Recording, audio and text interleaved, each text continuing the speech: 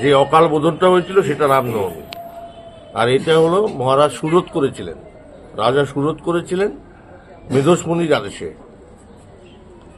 ওই পশ্চিমী যে রাজ্যের এগুলো এখানে এসছে। রামনবমী আশ্বিনে হয়, শারদীয়ায় হয় রামনবমী। আর এটা হলো অশোকাষ্টমী, অশোক ফুলের পুলি দিয়ে অশোকাষ্টমী পুজো করা হয়।